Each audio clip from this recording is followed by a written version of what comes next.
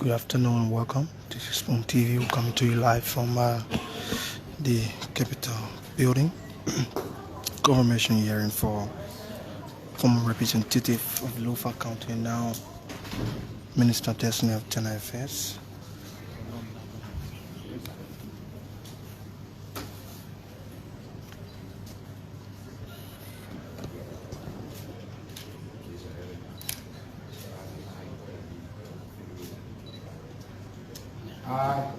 I, Francis Sakila, Nyumalan, Minister of Designate, Minister of Internal Affairs, Republic of Nigeria. Qualified citizen of the Republic of Nigeria. Qualified citizen of the Republic of Nigeria. Do hereby solemnly swear.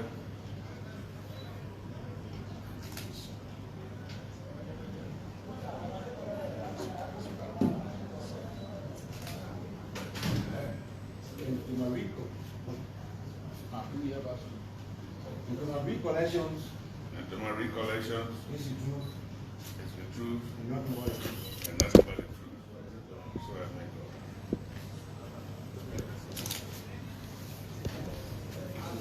Okay.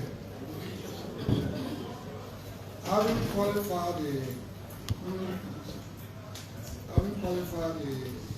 nominee, it's now time that the committee members that make up the Internal Affairs Committee introduce themselves. Starting for me, Senator Prince Johnson, Chairman of the Committee on Internal Affairs. Senator Edward Snow, Co-Chair, Committee on Internal Affairs. Senator Joseph Olako Pacho Jala, Senior Senator of Lofa County and member of this committee. My name is Momo Saros. I happen to chair this Committee on Security, Defense, and Intelligence, National Affairs as well. Representing Lofa County as well.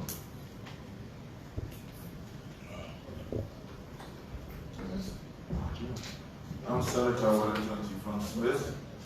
I chair the Senate Committee on Agriculture, Forestry, and Fisheries, but I'm a member of the Internal Affairs Committee. Senator Chapa Pampani Fapila, Transit on County. Senator Borokai, Wabu County, member of this committee. Senator Prince Kemumoy, member of this committee.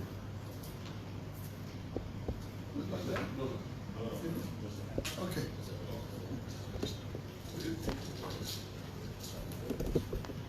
Okay, we have an announcement. Thank you, Mr. Chairman. Mr. Chairman, members of the committee, distinguished senators, we want to take this time to thank our chairman for convening this hearing. We want to also thank welcome the nominee at this hearing and other senators. We also want to recognize members of the House of Representatives who are here with us, both current and former, to observe this hearing. As a way of announcement, each senator will be given 5 minutes. 5 minutes for engagement. The nominee will have 5 minutes for response, so a total of 10. So we'll manage the time. The chairman will call you to order if you are exceeding the time, or if you are called to order for any intervention, the chairman will have to recognize you. Media and those in the gallery, we do not clap here. If you're happy about what someone is saying, you can smile, but we don't be clapping or hands here. And we'll ask all of you to please pay attention. We'll also take this time to recognize the chiefs of the Republic of Liberia, and delegates are here also, members of the National Transitional Council of Liberia, as well as the spouse of the nominee. They are all welcome to this hearing. Thank you very much. Thank you, Mr. Chairman. Thank you, Co-Chair. All right.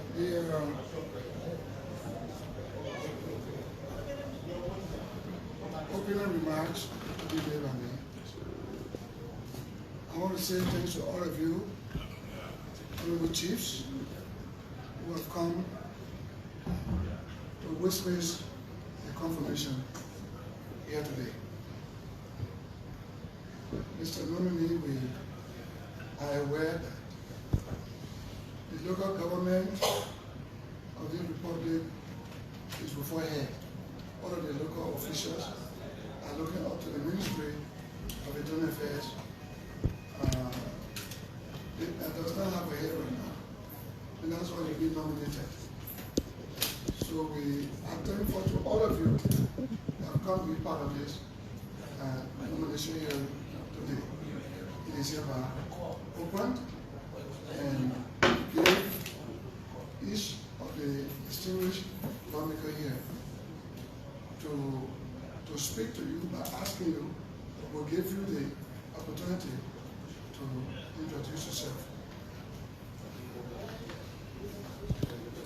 Make a statement.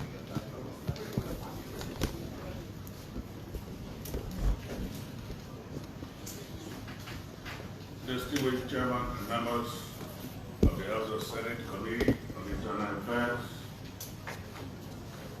I want to say, glory be to the Lord Almighty for reaching me this far in my political sojourn. I crave your indulgence to extend my heartfelt appreciation and profound gratitude to His Excellency Joseph Nyumalan, President of the Republic of Liberia, for selecting me from an array of qualified, competent Liberians for the sole purpose of affording me the opportunity to serve my country and people. Let me also appreciate my wife, Mrs. Nyumalan, our children, relatives, friends, supporters, and well-wishers, the leadership and members of the Unity Party and Rescue Mission for standing by me during the heights of an unprecedented political struggle that led us here. Distinguished Chair and members of this committee, I have come to seek your kind consideration to serve in the position of Minister of Internal Affairs of the Republic of Liberia. I possess the requisite qualification, competence, and experience for the job. I come to this position with the requisite skills set for the effective and efficient management of the ministry and its programs. My resume submitted earlier can confirm this. The Ministry of Internal Affairs has the mandate to support democratic, effective, and efficient local government, oversee implementation of decentralization, promote popular participation, strengthen mechanisms for local service deliveries, promote peace, harmony, social cohesion in the country. These components of the mandate of the ministry have to be implemented in the context of the President's vision. This is achievable through the 5 departments of the ministry, namely administration, operations, urban affairs, research and development planning, and direction and management. Except for the direction and management, all other departments are headed by deputy ministers. The core foundation of the mandate of the ministry is to bring government closer to the people through their participation while maintaining peace and stability. This can be achieved through operationalization of the Local Government Act of 2018, which is in line with President Walker's vision for power to the people, through development, through devolution and decentralization of power. When confined, this mandate will be pursued as it is in keeping with the President's vision.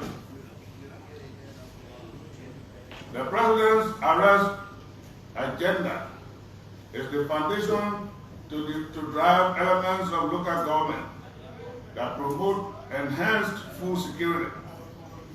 Under our leadership, when confined, The Ministry of Internal Affairs shall collaborate with the Ministry of Agriculture to ensure communal farming activities are reactivated across the country in its true sense to contribute to food security and promote social cohesion, thereby enlisting collaboration with county administrations, traditional chiefs and elders, and relevant government institutions and stakeholders to create a conducive atmosphere for investment. Reforms, especially through legal instruments and policy documents, support institution growth. Therefore, instituting reforms is necessary to enable the ministry to respond to present-day realities. Accordingly, the following shall be considered when I am confirmed. Under our leadership, the ministry shall collaborate with relevant institutions of government for the passage of the bill which aims to establish the Ministry of Local Government. The passage of this bill into law will advance modalities to operationalize the Local Government Act of 2018 and sets foundation for the implementation of the government's decentralization programs. Moreover, we shall undertake a dialogue presided over by the President that will reinforce the decentralization agenda and provide update on the current stance of decentralization and further provide opportunity for the President to give additional directives, including devolution of signatories. This will further stimulate the donors' interest for external resource mobilization and decentralization. Furthermore, the relevance of the county service centers will be elevated. This is the phase of the decentralization program. It reduces unnecessary economic burden on the people that have to travel from afar to register their businesses, get birth certificates, register land deeds, etc. The revenue sharing schemes must kick off to these centers to have a share in the revenue they generate to sustain them. It can be recalled that the 2018 Local Government Act provides the establishment of county council throughout the 15 counties. However, there are capacity issues to be considered for the county councils. In order to be fully functional, the 50 members of the county councils must be trained in relevant areas, including effective planning, setting priorities, and efficient resource management. Mr. Chairman and members of the committee, the revenue sharing law was passed in 2021, but its intended consequence is not yet realized. Implementation of this law is vital to sustaining decentralization and promoting social and economic development at a sub-national level. To this effect, we will coordinate with the Ministry of Finance and Development Planning, the Liberia Revenue Authority, county administrations, and other relevant agencies of government in the execution of the revenue sharing law. We shall also embark on regular coordination meetings in this respect, involving both national and international stakeholders to explore ways by which we can meet the objectives of the revenue sharing law. It is expected that the approach will help provide resources to the county service centers as an efficient one-stop shop mechanism where deconcentrated services such as marriage certificates, birth certificates, operating permits, vehicle licenses, and registration of businesses learnees, as well as provision of psychological support to victims of domestic violence, including sexual and gender-based violence, would be assessed. The need for decentralization in the governance structure cannot be overemphasized. The Ministry of Internal Affairs is the lead agency to effectuate decentralization.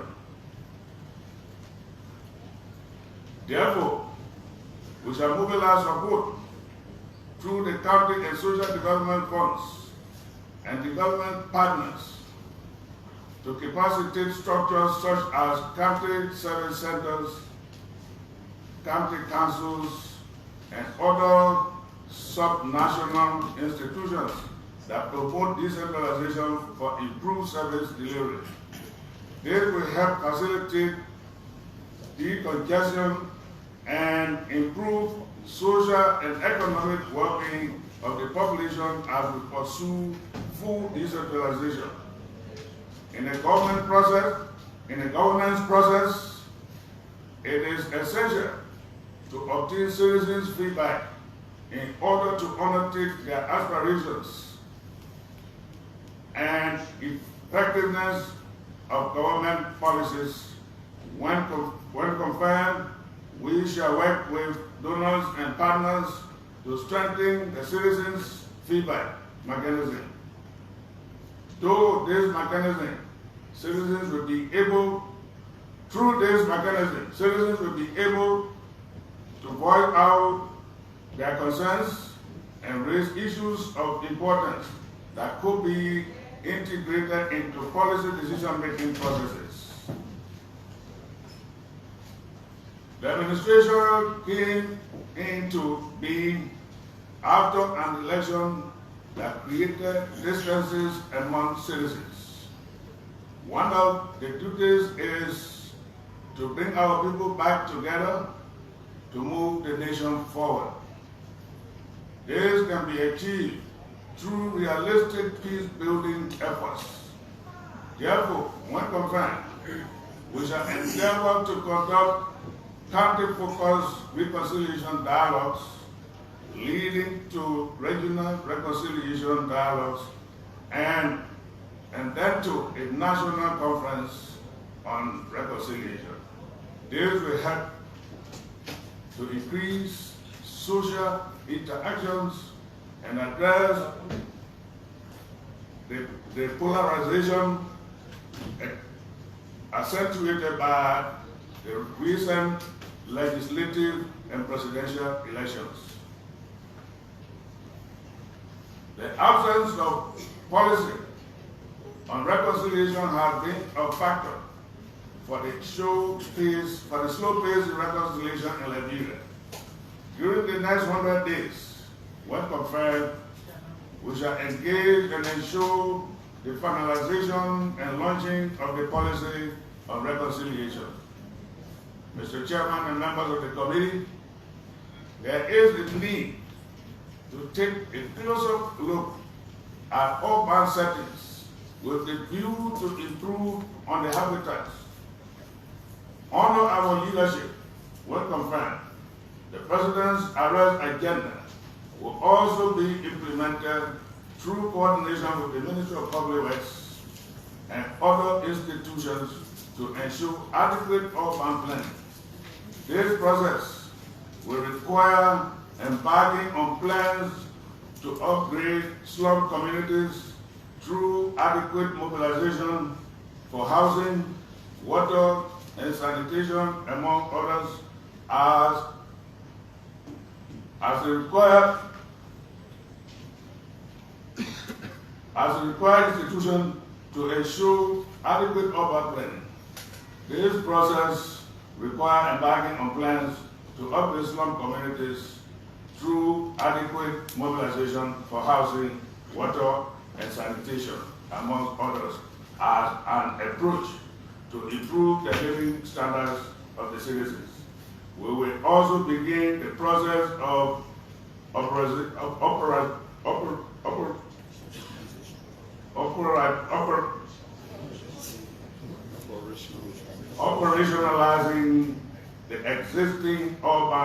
policy and finalizing a 10-year master plan for urban centers.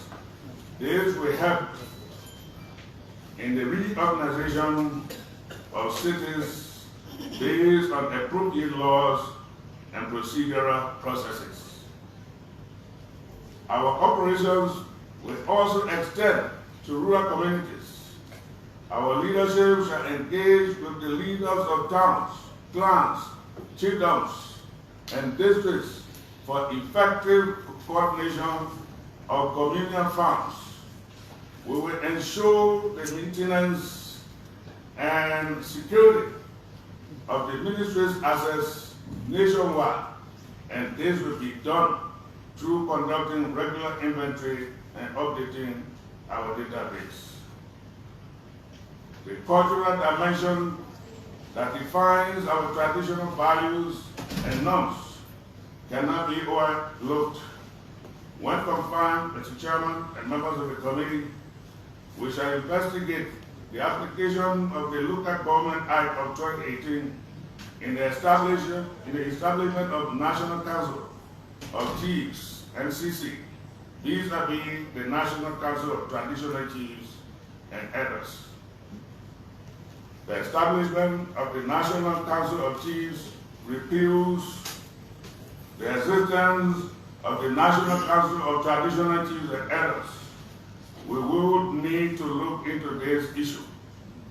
Once the National Council of Chiefs is fully established, consistent with the Local Government Act of 2018, we shall ensure they are supported to preserve, protect, and foster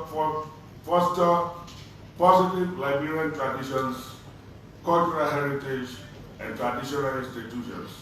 However, we shall review the 3-year moratorium, which suspend all Sami practices, including FGM in Liberia. Meanwhile, the ministry, through the NCC, will promote peace, intergenerational and social cohesion of ethnic groups within their chiefdoms, clans, sections, and towns. As the chairman and members, our development partners and stakeholders have played important and pivotal roles in this country, for which we are grateful. In this regard, if confirmed, and with the help of my team at the ministry, we shall submit plans seeking your support through physical budgetary allocations, while at the same time seeking support from our traditional donors, the European Union, Swedish International Development Agency, and the United States Agency for International Development, among others. We believe that donors will be attracted to provide support should the government demonstrate commitment and take the lead for its own development. To the chairman and members, when confirmed, the ministry, under my leadership, will put premium on coordination and collaboration. We will ensure that the existing coordination mechanism and frameworks, such as the Joint Steering Committee of the United Nations Peace Building Fund, the Peace Building and Reconciliation Technical Working Group, as well as the Natural Disaster Management Agency, among others, which are chaired by the ministry, convene according to schedules to exchange ideas on best and promising practices, challenges, and lessons learned related to the program and projects. We shall ensure that these mechanisms are more responsive to the needs in addressing the other needs of the citizens, while building on the gains of our predecessors. Finally, Mr. Chairman and members of the committee, the Ministry of Internal Affairs is one of the largest government ministries with employees in every part of the country. If confirmed, we will inherit a ministry with a current workforce of 5,065 personnel, some of whom are not absorbed financially on the payroll. This is a huge challenge to deal with. To address this, we work with the 55th National Legislature, particularly the Committees on Internal Affairs and Good Governance, to explore ways by which the situation can be resolved amicably to avoid tensions. In addition, we exploit every available opportunity, including engagement with development partners and friendly governments through the Ministry of Foreign Affairs, to leverage capacity development opportunities in relevant disciplines that make the ministry's personnel to effectively and efficiently deliver services based on the ministry's mandate. The main building of the ministry needs complete rehabilitation. I'm told that it is challenging during rainy seasons for staff of some departments to comfortably sit and work because of leakages. I believe this may be due to budgetary constraints, for which we hope to work with you and partners to address. Distinguished members of this committee, let me conclude by expressing my appreciation to you for granting me the opportunity to appear before you for this hearing. I also extend my gratitude again to Mr. President Walker for affording me the opportunity. The ministry is at the core of reaching government to the people through decentralization, upholding the traditional values and norms in the context of contemporary outlook, integrating the various segments of society for peace and unity, and ensuring peaceful coexistence with neighbors across borders.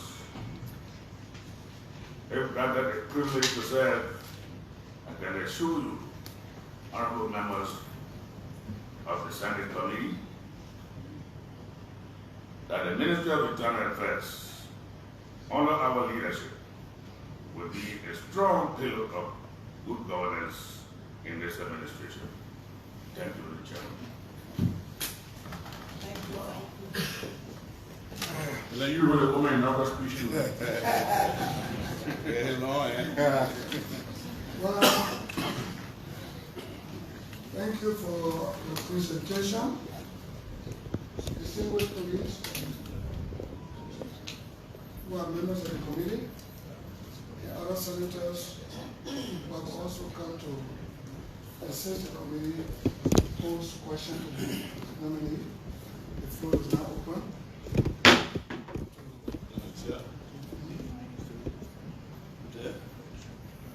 No, we won't go by one, so we can.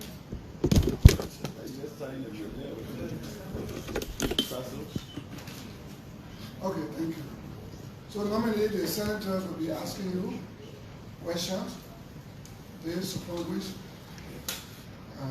determination will be made as to whether you will be confirmed or not.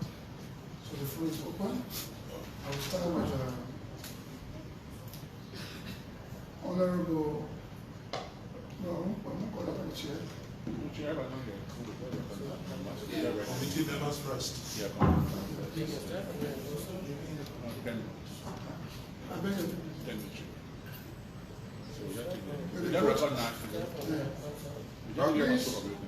Okay, so I can start from this side. Go ahead. Okay, thank you. Okay.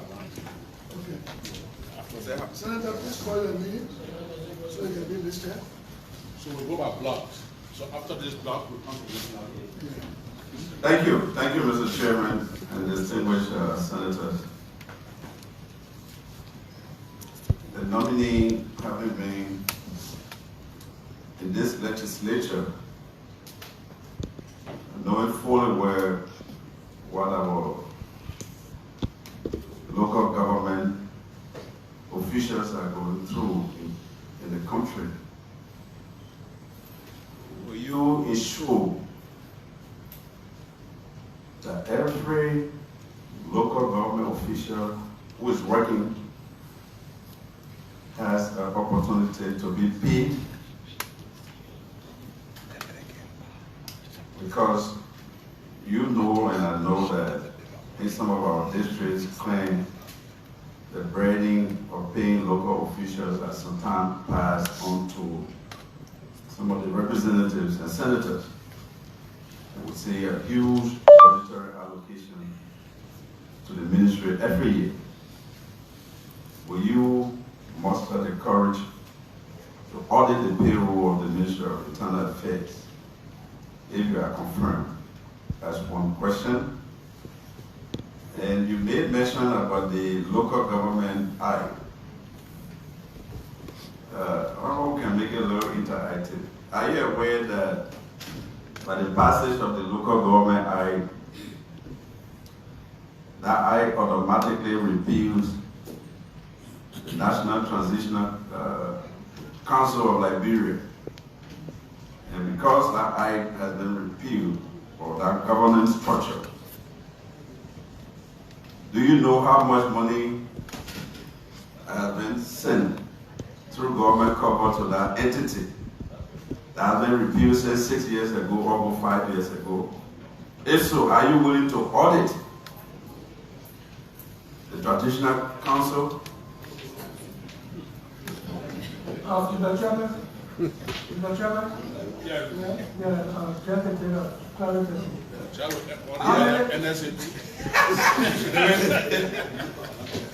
Yeah.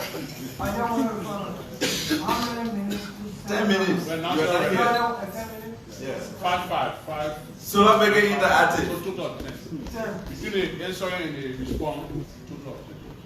Okay. Mr. Minister Designate, let me get interactive. Are you aware that by the passage of the Local Government Act, the National Transitional Council of Liberia, that act that created has been repealed since 2018? To a large extent, yes. To the chairman, members of the committee.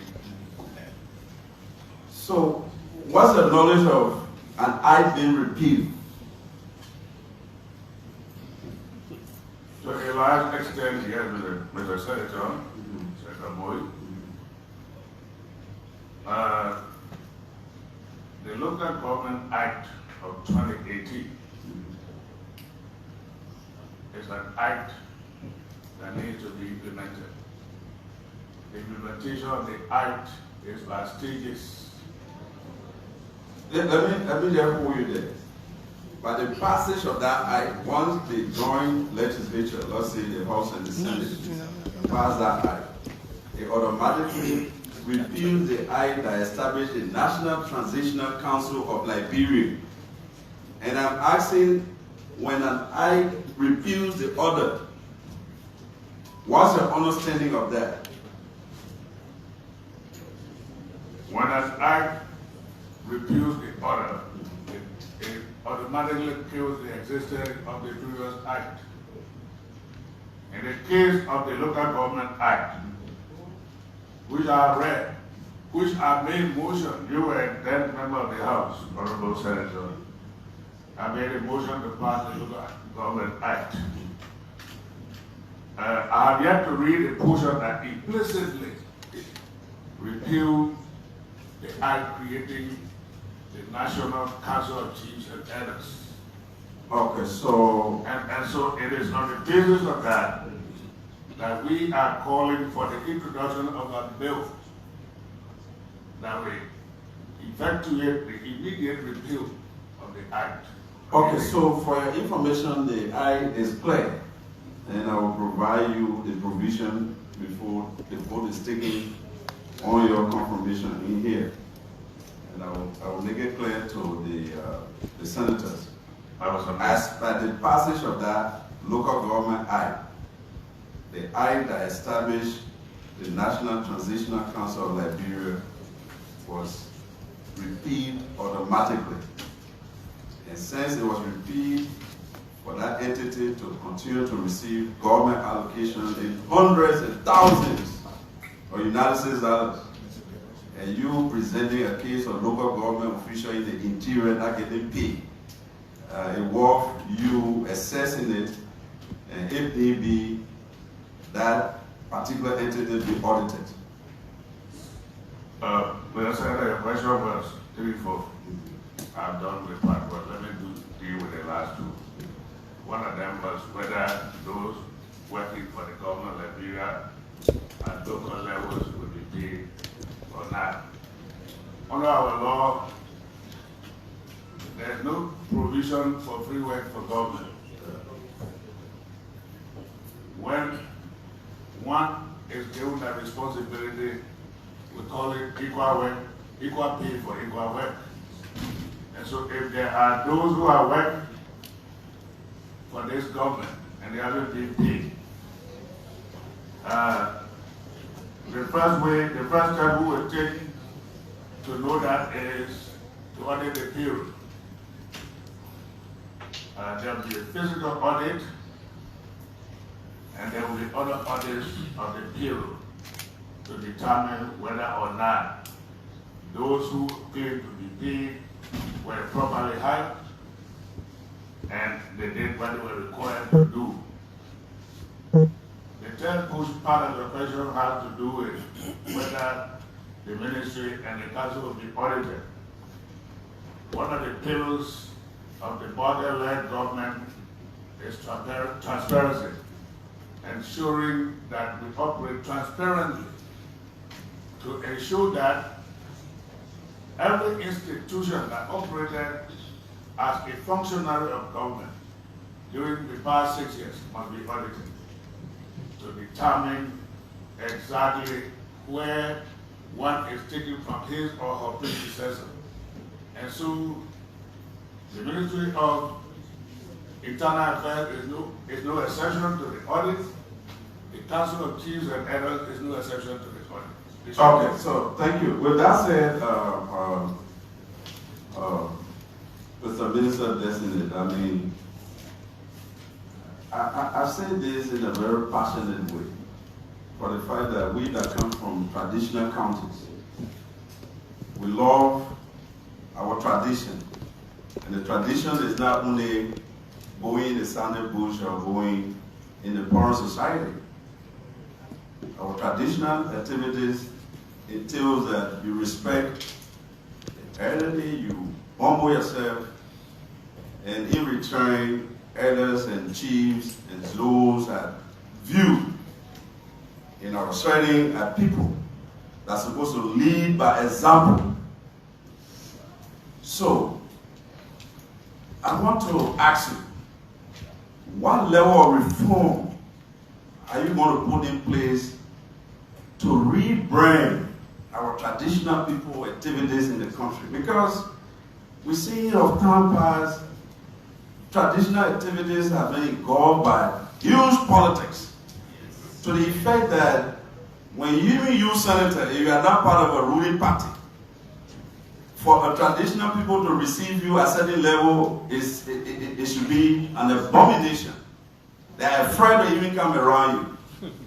And they have made it so political to the extent that that value, that the tradition was meant to respect everybody that God has sent in leadership, is failing away. As a minister designate, if you are confirmed, what level of reform are you going to introduce to our traditional people so that that respect can come back, so that they're not just paying homage because somebody that pays higher money or the person that has that political influence? What are you going to do? Mr. Chairman,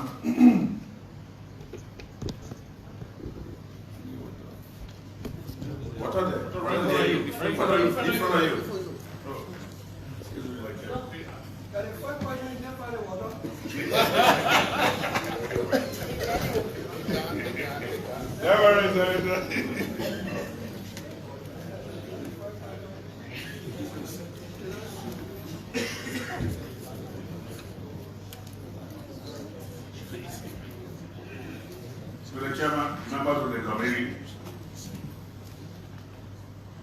whatever our ancestors did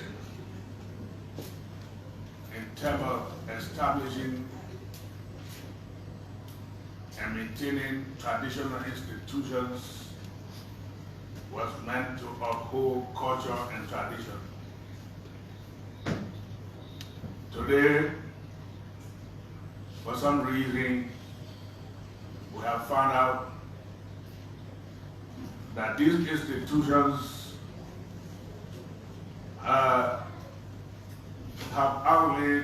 put aside their reasons for being established in most cases.